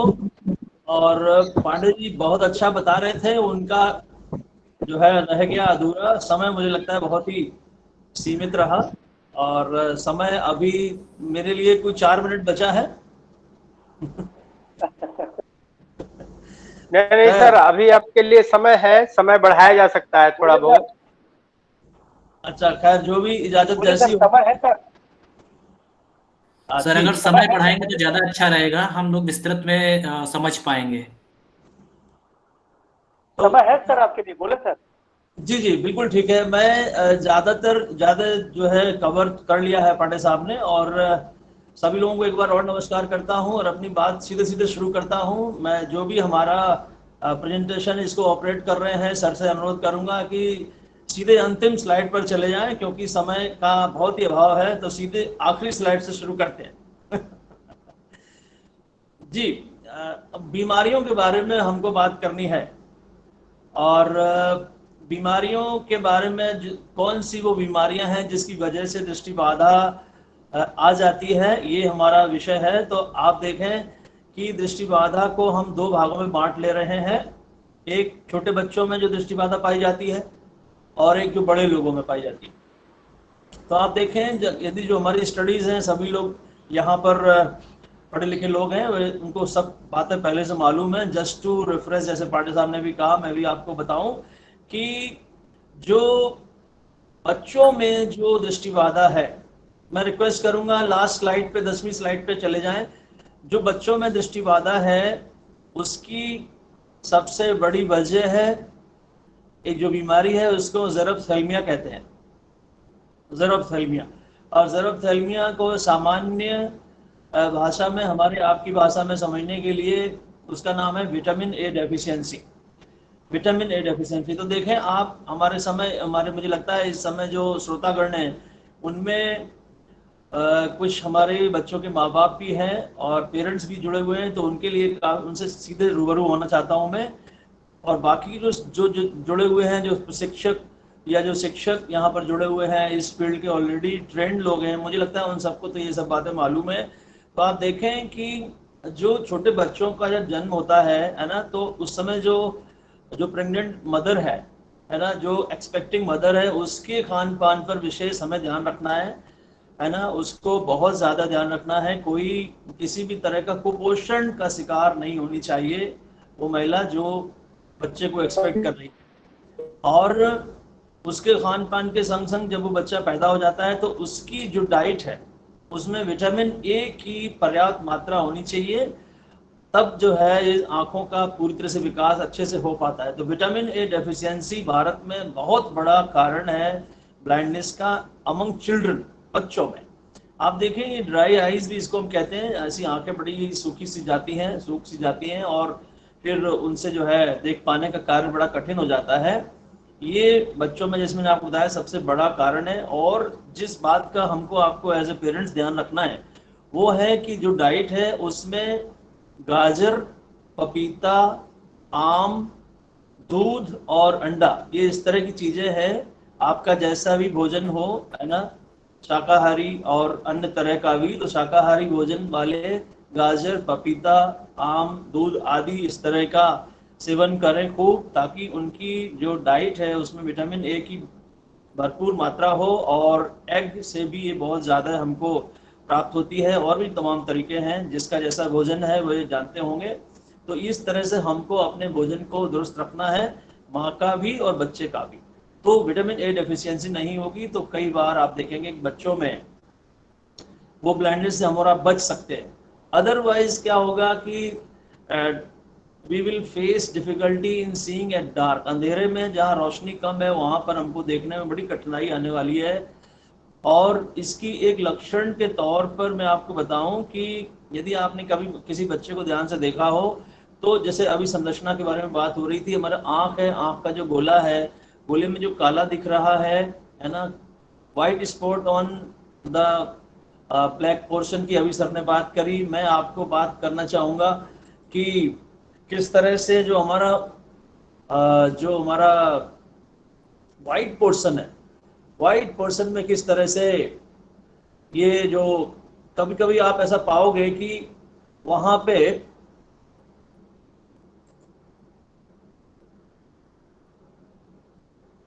विटॉट स्पॉट्स जो है, माने कि पीले रंग के कुछ धब्बे आपको मिलेंगे। पीले रंग के धब्बे सफेद भाग में पीले रंग के धब्बे मिलेंगे, उनको विटॉट स्पॉट्स बोलते हैं। वे एक्चुअली क्या है कि वे हमारा जो विटामिन ए डेफिशिएंसी का एक तरह से साइन है, वो दिखता है कि इस बच्चे को इस तरह की कमी है। और ये हमको ध्यान रखना है एज ए पेरेंट, जो मदर जो फादर जो उस बच्चे को एक्सपेक्ट कर रहे हैं, या जो बच्चा जन्म ले चुका है उसके भोजन में ये सब बातों का ध्यान रखना है। उसके अलावा चूंकि हमारे अध्यापक भी हमारे संग जुड़े हुए हैं, मैं ये कहूँगा कि देखिए, हमें बच्चे की व्यवहारिक समस्याओं पर भी ध्यान देना होगा। ऐसे बच्चे को देखने में, अभी एक बात जो मैंने पेरेंट्स के मतलब की बताई कि भोजन में किस तरह से हमको खान पान का ध्यान रखना है, और दूसरी अभी टीचर्स के पॉइंट ऑफ व्यू से 2 बातें मैं बताना चाह रहा हूँ खास यहाँ पर। एक तो ये कि बच्चे को पढ़ने लिखने के कार्यों को करने में एक गुड कंट्रास्ट का एक कॉन्सेप्ट है, आप सभी को मालूम है। जब हम व्हाइट बोर्ड पर ब्लैक पेन से लिखते हैं तो वो हमें फिर बहुत ही अच्छा दिखाई देता है ना। और यही हमको आपको ध्यान रखना है कि व्हाइट बोर्ड पर ब्लैक पेन से लिखना ये अच्छे कंट्रास्ट का साइन है। तो इस तरह से हम उसके सामने वर्किंग कंडीशन या वर्किंग मटेरियल प्रेजेंट करेंगे ताकि वो बहुत अच्छे गुड कंट्रास्ट के संग अपने काम को कर सके। मैं एक और छोटा सा उदाहरण आपके सामने रखता हूँ कि बात को समझाने के लिए, कि हो सकता है आपने देखा होगा हमारे पास खाने के लिए सफ़ेद चीनी मिट्टी की प्लेट होती है घरों में, और उसमें अगर पके हुए चावल रखे हुए हों तो आप देखेंगे चावल भी सफ़ेद और प्लेट भी सफ़ेद। तो ऐसी स्थिति में समझ में नहीं आता कि चावल कहाँ है और बाकी का चावल कहाँ नहीं है, इस पहचान मुश्किल है। ये उदाहरण है पुअर कंट्रास्ट का। अगर आप उसी प्लेट को थोड़ा कलरफुल कर दें, स्टील की प्लेट ले लें या कुछ कलरफुल चीनी मिट्टी भी आती है उस तरह की प्लेट ले लें, उसमें पका हुआ चावल रखेंगे, दूर से दिखाई देगा। तो ये कंट्रास्ट की बात है जो मैं आपको बताना चाह रहा हूँ। इस तरह से गुड कंट्रास्ट के साथ रीडिंग मटेरियल यदि आप बच्चे को उपलब्ध कराओगे तो वो उसको आसानी से पढ़ पाएगा। इसी तरह से एक और प्रॉब्लम इस बच्चे के संग कार्य करने, पढ़ने लिखने जैसे कार्य करने के बीच में आने वाली है, और वो है ग्लेयर की। ग्लेयर का मतलब है कि तेज रोशनी जब किसी वस्तु पर पड़ती है और वहां से रिफ्लेक्ट होकर हमारी आंखों में आती है तो हमारी आंखों में एक चमक पैदा होती है, एक चकाचौंध। आपने कभी कभी यदि ड्राइविंग की है रात में तो आपको लगता होगा कि सामने मैं कार में बैठा हूँ, सामने ट्रक वाला जो आ रहा है उसकी पूरी रोशनी हमारी आंख में जा रही है, मुझे कुछ दिखाई नहीं दे रहा। तो इस तरह की परिस्थितियां बन सकती हैं बच्चे के सामने। तो हमें उस ग्लेयर प्रोड्यूसिंग अगर कहीं सरफेस है बच्चे के, आप ध्यान दीजिएगा क्लासरूम में कोई ग्लास लगा हुआ है, ऐसी कोई खिड़की है या कि कोई ऐसी अलमीरा है जहां पर ग्लास है, तो उस सब से कई बार लाइट बहुत ज़्यादा रिफ्लेक्ट होती है और बच्चे में ग्लेयर की प्रॉब्लम आ जाती है। तो इस तरह से 2 प्रॉब्लम एज ए टीचर आपको ध्यान रखनी है। एक तो ये कि एक अच्छा कंट्रास्ट वाला रीडिंग मटेरियल उसको उपलब्ध कराएंगे, और दूसरा वो कि जो ग्लेयर उसको प्रॉब्लम कर रहा है, तेज रोशनी से चमक जो पैदा हो रही है उसको कम करने की कोशिश करेंगे तो वो पढ़ाई लिखाई में भी अच्छा ध्यान दे पाएगा। तो ये बात मैं आपको बताना चाह रहा था। 2 तरह से मैंने आपको इस पॉइंट को बताया, एक बीमारी को, एक माता पिता के लिए खान पान का ध्यान रखना है बच्चे का, और टीचर्स को कंट्रास्ट और अवॉइड ग्लेयर, 2 बातों को ध्यान रखना है। मुझे लगता है इस बीमारी से जो बच्चे परेशान हो रहे हैं वे कुछ हद तक अपने काम को आगे बढ़ा पाएंगे। और अब मैं अनुरोध करूंगा अपने ऑपरेटर साइज सर से कि वो 7 नंबर की स्लाइड पर चले जाएं। एक दूसरी बीमारी जो मैं आपके सामने बहुत ज़्यादा डिस्कस करना चाह रहा हूँ वो है ट्रेकोमा। 7 नंबर की स्लाइड पे सर चले जाएं। और ट्रेकोमा, वैसे मैं आपको पूरी बात अपने मौखिक रूप से बताते जा रहा हूँ। ट्रेकोमा को हिंदी में रोहे बोलते हैं, रोहे। देखिए, हमारे पास फिर से माता पिता हैं और टीचर्स भी हैं, इसलिए मैं ऐसी मिलीजुली बात कर रहा हूं कि ये जो रोहे वाली जो बीमारी है ये क्या होती है मैं आपको बताऊं।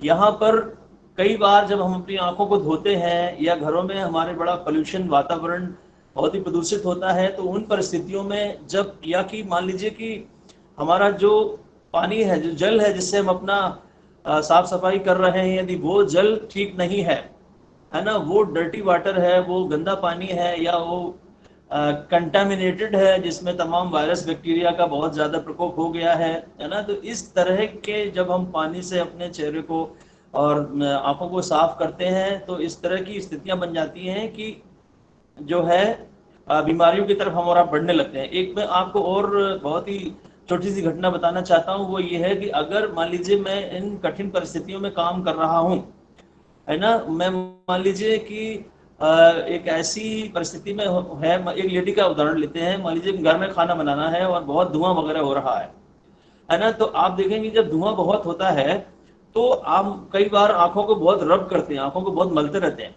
और आप ऐसी परिस्थिति में देखिएगा कि आप आंखों में हमारी यहाँ पर एक पलकें होती हैं, पलकें, तो वो जो पलकें हैं वो पलकें हमारी बाहर की तरफ होती हैं, आप देखेंगे ऐसे बाहर की तरफ मुड़ी हुई हैं, लेकिन जब आप उन्हें बहुत रब करोगे, बहुत ऐसे रगड़ोगे तो वो मुड़ जाती है, ऐसे मुड़ जाती है, और मुड़ के वो जो पलकें हैं वो आपकी ये जो काला गोल है जो पांडे साहब बता रहे थे, कॉर्निया जिसका नाम है, ये कॉर्निया बिल्कुल ट्रांसपेरेंट बहुत ही पतली सी झिल्ली होती है ना, और इसको इस पर वो रगड़ लगती है, जिसकी वजह से ये जो ट्रांसपेरेंसी है, इसकी जो पारदर्शिता है वो खत्म हो जाती है, और फिर आप देखेंगे कि बच्चे के सामने बड़ी भारी समस्या आने लगती है। और वो जो कॉर्निया है उस पर कई बार घाव हो जाता है, घाव होते हैं, यहाँ पर बहुत से दाने हो जाते हैं, है ना, और उनमें तमाम, जैसे मैंने आपको कहा, डर्टी वाटर या तमाम कंटेमिनेटेड वाटर जो हम इस्तेमाल कर रहे हैं उससे और ज़्यादा इरिटेशन होगा, है ना, मडिंग होगी, बहुत कीचड़ निकलेगा, बहुत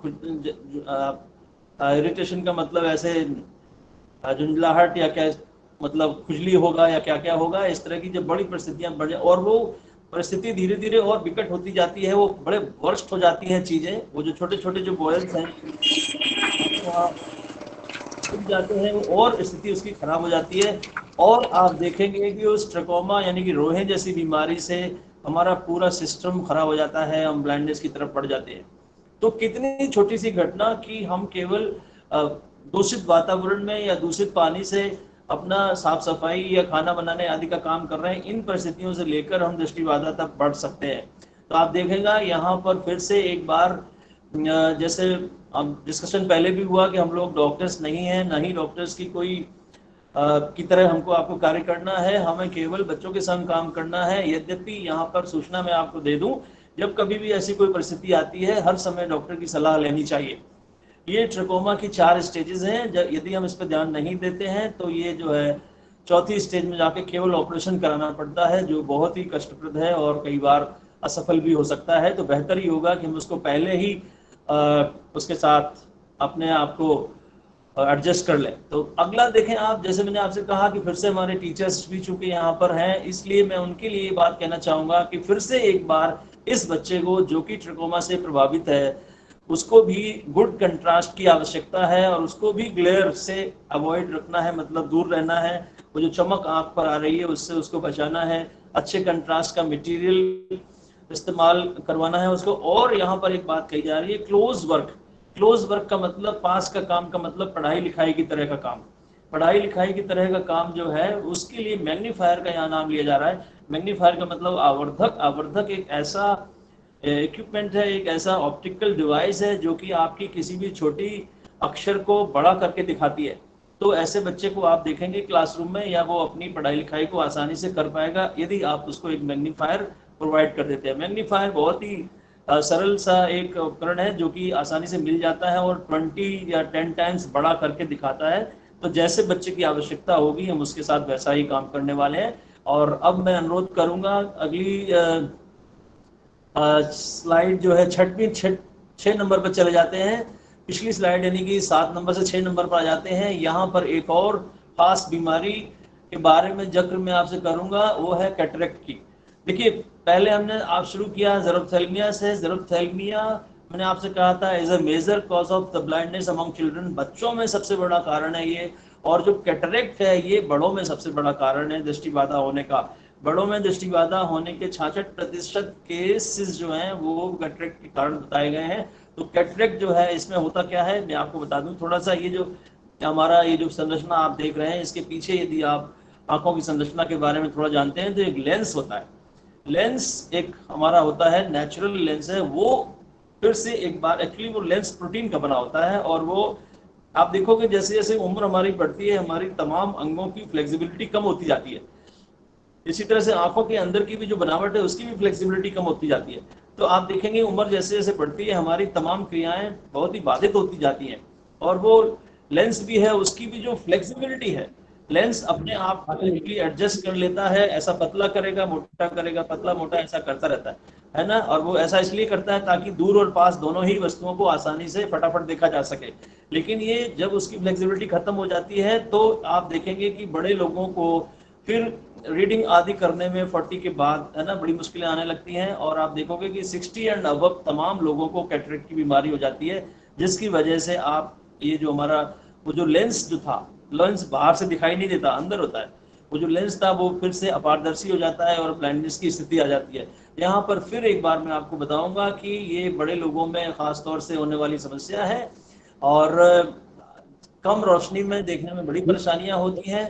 और जो दूर का जो हमारी दृष्टि है, डिस्टेंस विजन है, बहुत बड़ा पुअर हो जाता है, बहुत कम हो जाता है। और इसके लिए हमें रेगुलर आई चेकअप कराते रहना चाहिए। पेरेंट्स से कहूंगा, बड़े लोगों से कहूंगा, सभी से अनुरोध करूंगा जिसको कैटरेक्ट है वो लगातार अपना आई चेकअप कराता रहे, क्योंकि बार बार नंबर बदलने की संभावना हो सकती है। इनके तमाम कारणों में आप देखेंगे इंजरी, चोट लगना आदि आदि हो सकते हैं। इसके अलावा आप देखें कि इनको काम करने के लिए लाइट बड़ी अच्छी चाहिए, प्रॉपर लाइटिंग चाहिए।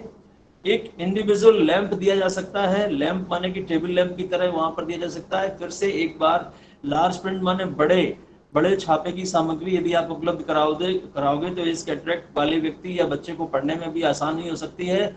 स्पेक्स का मतलब चश्मे आदि यदि उसको प्रिस्क्राइब किए गए हैं तो पहनने के लिए प्रेरित करना चाहिए, है ना। और एक अंत में यहाँ पर नाम लिखा हुआ है टाइपोस्कोप का। ये बहुत ही सरल सी एक विधि है। एक बड़ा सा कागज लीजिए और उसमें एक पतली सी ऐसी विंडो काट लीजिए, है ना। और उसको जब भी आप किसी लिखित सामग्री पर रखेंगे तो उसमें केवल एक लाइन आपको दिखाई देती है। तो कई बार ऐसे होता है कि बच्चा पढ़ते पढ़ते लाइनों को जंप कर जाता है, पहली लाइन पढ़ रहा था दूसरी में चला गया, है ना। फिर ऐसा नहीं होगा क्योंकि लाइन एक ही दिख रही है। तो इस तरह की तमाम सुविधाएं हैं जो कि बच्चों के साथ हम और आप इस तरह का काम करेंगे तो मुझे लगता है जरूर कुछ हम उनकी मदद कर पाएंगे। तो ये हुआ कैटरेक्ट। और फिर मैं चाहूंगा कि 5 नंबर पर एक बार आ जाए हमारे साथ सर। एक बीमारी आखिरी और बात करेंगे, ग्लोकोमा की। ग्लोकोमा में आप कई बार देखोगे आंखों का प्रेशर बढ़ जाता है। आपने देखा होगा कई बार बच्चों को कि उनकी आंखें ऐसी बाहर से निकली हुई हैं, बल्जिंग आईज हैं। एक्चुअली होता यह है कि जब हम आंखों में एक एक्वस एक पदार्थ है जो भरा होता है, जेलीनुमा पदार्थ होता है, वो प्रोड्यूस होता है, हमारा बनता रहता है और निकलता रहता है। लेकिन इस ग्लोकोमा की स्थिति में निकलना बंद हो जाता है तो उसका प्रेशर बढ़ जाता है। आंख ऐसी ऐसे बल्जिंग माने बाहर की तरफ ऐसे फूल, आप समझिए जैसे गुब्बारे में ज्यादा हवा भर दो तो ऐसे फूल जाता, उस तरह की आंख होगी ऐसे बाहर निकली हुई, है ना। ग्लूकोमा में भी हमको तमाम फिर ऑपरेशन कराने पड़ते हैं। बेहतर ही होगा कि हम बिल्कुल समय रहते ही डॉक्टरों की सलाह लें। और अंत में बस एक बात और आपसे कहूंगा, एक बीमारी है जिसके बारे में कहा जा रहा है वो आरपी आपने खूब सुना होगा, रेटिनाइटिस पिगमेंटोसा।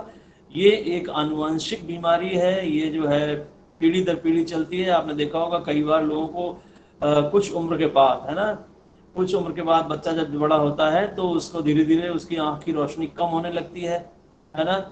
और ये मतलब ये हुआ कि आप समझिए कि दृष्टि बाधा आनी ही आनी है, आप कोई भी प्रयास करें। लेकिन चूंकि ये बात चूंकि आनुवांशिक है इसलिए दृष्टि बाधा आएगी ही आएगी। ऐसे में हम कर ये सकते हैं कि उसको चूंकि हम उसकी बढ़ाना चाहते हैं वर्किंग एबिलिटी, बच्चा यदि है तो आप देखेंगे कई बार बच्चे को स्कूल में या क्लासरूम में कहाँ बैठाना है ये बड़ा ही महत्वपूर्ण हो सकता है। तो जरूरी नहीं है हर समय बच्चे को आगे बैठाना।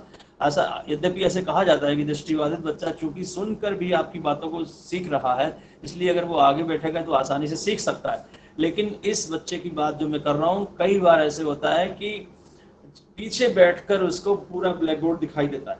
दरअसल ये जो हमारा एरिया है, ये जो पंडित जी बात कर रहे थे आपसे फील्ड ऑफ विजन की, ये कॉनिकल शेप में बढ़ता है। तो जैसे जैसे आप पीछे जाओगे आपको बड़ा एरिया दिखाई देगा। तो बोर्ड में कई बार ज़्यादा क्षेत्र देखने के लिए पीछे बैठना आसान होता है। तो मैं आपसे ये कहूँगा कि कुछ हमारे अध्यापक भी चूंकि यहाँ पर जुड़े हुए हैं, तो इस तरह की समस्याएं बच्चे के साथ होंगी, आप उनको ऑब्जर्व करेंगे, है ना, और जैसा ही परिस्थिति होगी आप वैसा ही उपाय करेंगे। मुझे लगता नहीं है कि कोई भी कारण है कि जिस वजह से हम बच्चों की तमाम पढ़ाई लिखाई पर ध्यान न दे सकें और वो आगे न बढ़ सकें। तो इन्हीं शब्दों के संग मैं अपनी बात को विराम दूंगा और चाहूंगा कि आप लोगों के यदि प्रश्न हैं तो जरूर आप पूछिए। Thank you sir, thank you, thank you. बहुत बहुत धन्यवाद सर, बहुत बहुत धन्यवाद। कार्यक्रम की अगली कड़ी में मैं आमंत्रित करना चाहता हूं समेकित क्षेत्रीय कौशल विकास पुनर्वास एवं दिव्यांगजन सशक्तिकरण केंद्र सीआरसी गोरखपुर से राजेश कुमार, सहायक प्राध्यापक नैदानिक मनोविज्ञान विभाग से। सर, अभिभावकगण के निश्चित कुछ सवाल होंगे, आप प्रश्नोत्तर काल के दौरान पूछ सकते हैं। मेरी आवाज पहुंच रही है सर? राजेश जी। हाँ जी सर, बिल्कुल, बहुत बहुत धन्यवाद। आज के इस कार्यक्रम में समेकित क्षेत्रीय कौशल विकास पुनर्वास एवं दिव्यांगजन सशक्तिकरण संस्थान सीआरसी गोरखपुर के 26वें ई परामर्श श्रृंखला के कार्यक्रम में आज के हमारे सम्मानित वक्ता doctor Yogendra Pandey sir, doctor Sudeep Dubey sir, आप सभी का मैं राजेश कुमार हार्दिक स्वागत अभिनंदन करता हूं। सर, आज के कुछ प्रमुख सवाल चैट बॉक्स में हमारे अभिभावकों ने आपके लिए लिखा है सर। एक हमारे अभिभावक हैं सीमा रानी जी, इन्होंने लिखा है सर कि दृष्टिहीन बच्चों के लिए जो गैजेट अभी बाजार में उपलब्ध हैं वे बहुत महंगे होते हैं। निम्न वर्ग को यह गैजेट उपलब्ध कराने के लिए क्या सरकार की कोई योजना है? यदि ऐसी कोई योजना है तो सर अवश्य इस पर प्रकाश डालें। आदरणीय डॉक्टर सुदीप दुबे सर।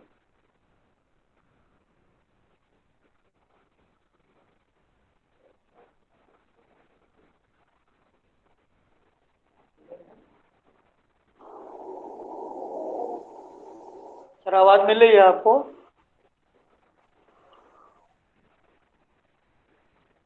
जी दुबे सर।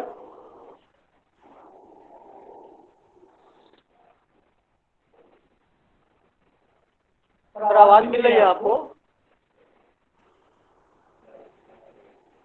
मेरी आवाज आ रही है आपके पास? यस सर, आपकी आवाज आ रही है सर। सवाल आपसे था सर, एक हमारे अभिभावक ने जो सवाल किया है सर, मुझे लगता है कि सवाल आप तक पहुंच चुका होगा सर। सवाल मेरे पास आ गया। एक स्कीम है एडिप स्कीम, जिसके अंतर्गत बहुत सी इक्विपमेंट्स को डिस्ट्रीब्यूट करने की व्यवस्था सरकार करती है और इस व्यवस्था को करने में महत्वपूर्ण सहयोग आपकी सीआरसी के डायरेक्टर साहब पांडे जी का है। तो मुझे लगता है पांडे जी इस बात का ज्यादा बेहतर आपको जवाब देंगे और उपलब्ध भी कराएंगे। धन्यवाद सर। एक दूसरा सवाल था सर, इस कोरोना महामारी के दौर में दृष्टिहीन व्यक्तियों के लिए ग्रामीण क्षेत्रों में उनका शैक्षिक अनुकूलन कैसे कराया जा सकता है? अगर इस पर दो शब्द अगर आप कहें सर तो ज्यादा उत्तम होगा। मेरे से बात कर रहे हैं आप? यस सर, मैं आपसे ही सवाल कर रहा था सर। हाँ, देखिए ऐसा है कि ये जो इस समय स्थिति है ना, इस समय स्थिति ये है कि ये कहा जा रहा है कि आप घर में रहिए, सेफ रहिए, है ना, और बाहर जाके बीमार होने से अच्छा ये है कि जब स्थितियां अनुकूल हो जाएंगी तब हम अपने स्कूलों में जा पाएंगे। तो इसमें कोई शक नहीं है कि इसमें बहुत ज़्यादा हमारे सामने चैलेंज है कि किस तरह से बच्चे को शैक्षिक हम उपलब्ध करा पाए। क्या ये उन ग्रामीण अंचलों में जहाँ की आप बात कर रहे हैं, क्या वहाँ पर ये टेक्नोलॉजी वगैरह उपलब्ध है? यदि उपलब्ध है तो हम इसका सहारा। टेक्नोलॉजी का अभाव है सर, क्योंकि भारत ग्रामीण क्षेत्रों का देश है और खासतौर से कई ऐसे देश हैं जो रिमोट एरिया के रूप में जाने जाते हैं सर। वहाँ पे हम इस विशेष शिक्षा या खासतौर से दृष्टिहीन व्यक्तियों के लिए किस तरीके से सामान्य शिक्षा के साथ इसका अनुकूलन कर सकते हैं सर, इस पर हम जानना चाहते हैं। मैं यहाँ पर एक अपॉर्चुनिटी लेना चाहूँगा ये कहने के लिए कि स्पेशल एजुकेशन में by the way teacher taught ratio जो है वो कम होता है। टीचर टॉट रेशियो माने 1:8, मुझे लगता है एक अध्यापक एक समय में 7-8 बच्चों को पढ़ाता है ना। ये स्पेशल एजुकेशन की बात कर रहा हूँ। तो ये जो रेशियो है, मुझे लगता है इस रेशियो के आधार पर हम उन बच्चों के पास जाकर उनकी समस्याओं को हल कर सकते हैं, क्योंकि बच्चे चूंकि कम है, चूंकि हमारा इस तरह के सेटअप है स्पेशल एजुकेशन का, तो हम इस समय भी उनके पास जाकर, और वो फिजिकल डिस्टेंस जो मेंटेन करना है, यदि हमारे पास क्लासरूम है, मुझे लगता है 7-8 बच्चे 1-1.5 मीटर 2 मीटर के डिस्टेंस को मेंटेन करते हुए बैठ भी सकते हैं। अगर उनकी कोई इंडिविजुअल समस्याएं हैं तो हम उनको उन्हीं के जगह जाकर दूर किया जा सकता है, ऐसा मैं समझता हूँ। Thank you sir. और कार्यक्रम की अगली कड़ी में एक बार मैं पुनः कार्यक्रम समन्वयक आदरणीय डॉक्टर नागेंद्र पांडे सर को यह माइक हैंड ओवर करता हूं कि कार्यक्रम को आगे की तरफ लेकर जाएं। Thank you sir, thank you, बहुत बहुत धन्यवाद। कार्यक्रम की अगली कड़ी में धन्यवाद ज्ञापन हेतु मैं आमंत्रित करता हूं राजेश कुमार यादव सर को कि वो आए और कार्यक्रम से जुड़े सम्मानित वक्तागण, अभिभावकगण, व्यावसायिक, पुनर्वास विशेषज्ञ, स्टेक होल्डर्स, जितने भी लोग कार्यक्रम से जुड़े हैं, सभी के प्रति आभार ज्ञापन करें, धन्यवाद ज्ञापन करें। राजेश सर जी, मेरी आवाज पहुंच रही है सर? राजेश जी, राजेश जी, धन्यवाद सर, आपकी आवाज मुझ तक पहुंच रही है। और अब मैं आपने मुझे बहुत बड़ी जिम्मेदारी दी हुई है सर। मैं सीआरसी का आज का जो प्रोग्राम था, दृष्टि दिव्यांगता के प्रकार एवं सामान्य दृष्टि विकृतियां, सर्वप्रथम मैं प्रणाम करना चाहूंगा हमारे साथ जुड़े हुए डॉक्टर योगेंद्र पांडे सर एवं श्री सुदीप कुमार सर को, और मैं धन्यवाद ज्ञापित करना चाहूंगा कि आज आप दोनों ही वक्ता जो कि हमारे को बहुत ही महत्वपूर्ण जानकारियां आपने विशेष शिक्षा क्षेत्र की दी, साथ ही साथ दृष्टि विकृतियां क्या होती हैं और दिव्यांगता के जो भी प्रकार हैं उस संदर्भ में आपने हमारे अभिभावकों को जिन जानकारियों से अवगत करवाया है, उस जानकारियों से हमारे अभिभावक निश्चित रूप से लाभान्वित होंगे। और मैं आप दोनों ही को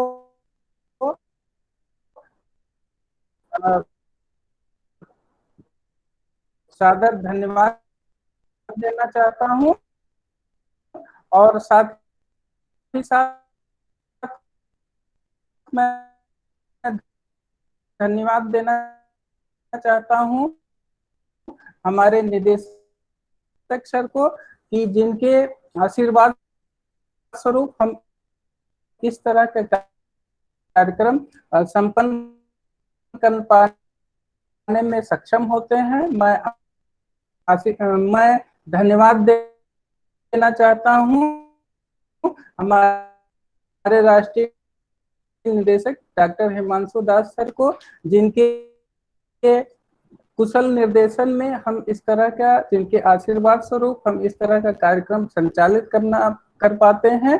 साथ ही साथ मैं धन्यवाद ज्ञापन करना चाहूंगा हमारे साथ जुड़े हुए सभी अभिभावक बंधुओं का, जो कि हमारे इस कार्यक्रम में जुड़ करके हमें अवसर प्रदान करते हैं, हमारे साथ जो हैं व्यवसायी हमारे साथ जुड़े। मैं ज्ञापित करना चाहता हूं कि हमारे कार्यक्रम का अमूल्य योगदान है। साथ ही साथ जो हमारे सीआरसी हमसे जुड़े हुए थे, कुछ हमारे साथी से जुड़े अभिभावक सहयोग के द्वारा हम इस तरह का काम पाने में सक्षम हो पाते हैं। उन सभी का मैं तहे दिल से हार्दिक धन्यवाद करता हूं। और इसी के साथ मैं नागेंद्र पांडे सर को की तरफ अग्रसर होता हूं कि वो कार्यक्रम के समाप्ति की घोषणा करें। धन्यवाद।